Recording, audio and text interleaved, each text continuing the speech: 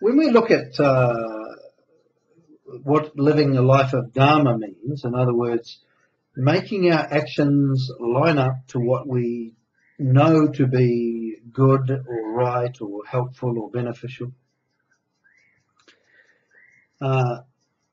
When we hear about this, we wonder, like, why is it so important sometimes? Now, it's very, very important in the sense that when my actions begin to conform to what I know to be the best and the most helpful and useful thing, what happens is it brings me into harmony with the whole. I'm no longer missing the mark. I'm being, not only am I clearly seeing a given situation and what is needed, I'm also responding. Because in Karma Yoga or in traditional Vedanta, on one hand we have graceful acceptance of facts as they exist and awareness of those facts.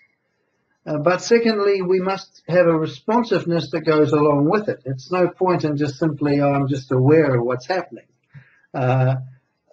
It's good to be aware of what's happening. That's a good first step, but each event that comes to us requires something of us. Now, this is what we find, is that when we line up, what happens is when our actions line up to what we know to be good, true, and right, and we all know that, what happens is that we get a strong sense of rightness within ourselves. Now, you may wonder, well, what's so important about that?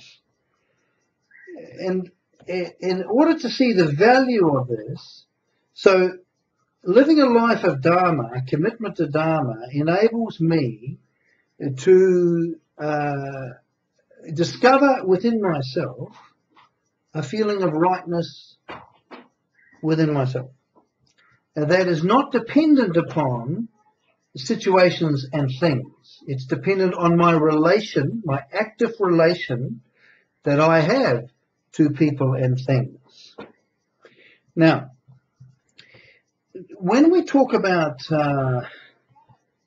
desires or aversions, in traditional Vedanta, we have an expression called neutralizing desires. Now, what this means is that we can have a situation where we depend upon things like love and approval from other people, things like achieving success, things like status, things like being beautiful, all of these types of things. We can value things in the world. Now, we never value them for themselves. Now, this is an interesting thing.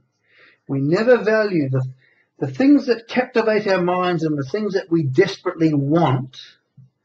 We only desperately want them because they create, when we have them, when they are present in our life, or when we get rid of the things we don't like out of our life, we feel right within ourselves. Now, this is the whole problem with dependence.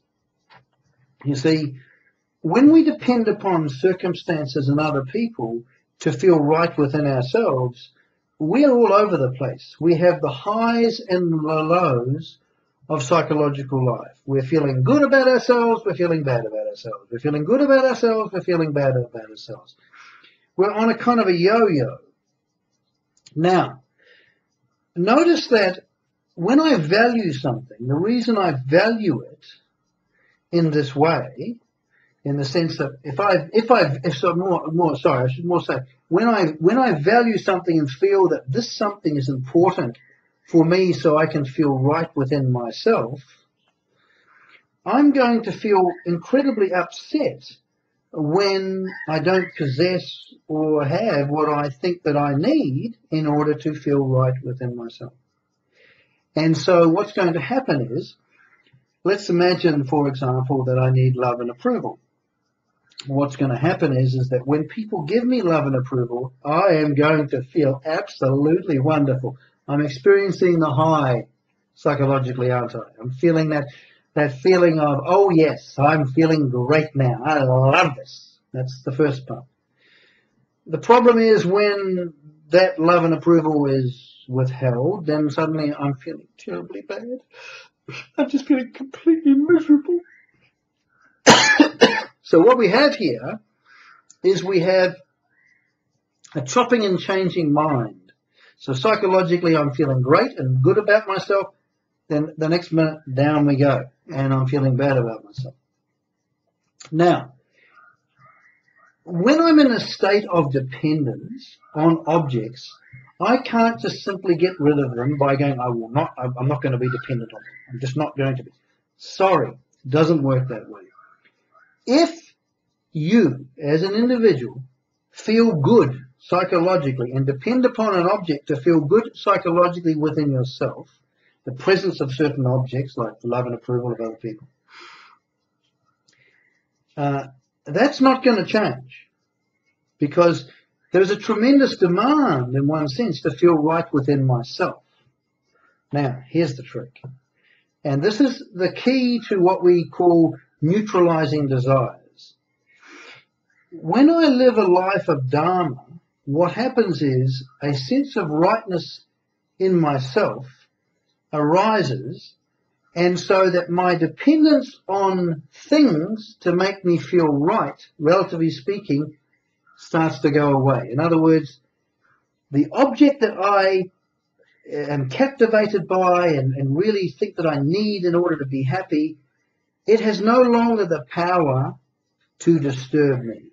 So whether I'm getting praise or whether I'm getting rejection, that's not going to be the issue, because if I feel right within myself, I'm not going to need the presence of that object in my life. Does that make sense? But if I don't have access to a feeling of rightness in myself, if I don't have access to that, then I become extremely dependent on other people and circumstances in order for me to feel right within myself. Now, the wonderful thing about living a life of Dharma is that as we begin to be aware and respond to life in the best possible way, the natural consequence is we start to feel right within ourselves. And the other thing is that, particularly with Karma Yoga, is that what we're looking at is meeting things with sameness of mind. In other words, when things go our way, we basically accept it, and if it's pleasurable, we enjoy it. But we don't take the psychological hit. Oh, I'm so fantastic. I feel so good now. Or when things don't go the way we want to, we don't take the psychological hit in a negative sense. In other words, the whole purpose, the whole reason why the things that we desire are so important to us is because of that psychological hit. We want to feel high, and we want to avoid the feeling of feeling low. But as we begin to develop sameness of mind, what happens is to events that come and go, what happens is we're no longer depending on our sense of rightness, and our sense of feeling right in ourselves, on other people and events. And therefore, the effect that the presence or absence of certain people and events becomes neutralized. Now, this is an extremely important and beneficial result of the understanding of living a life of Dharma and Karma Yoga.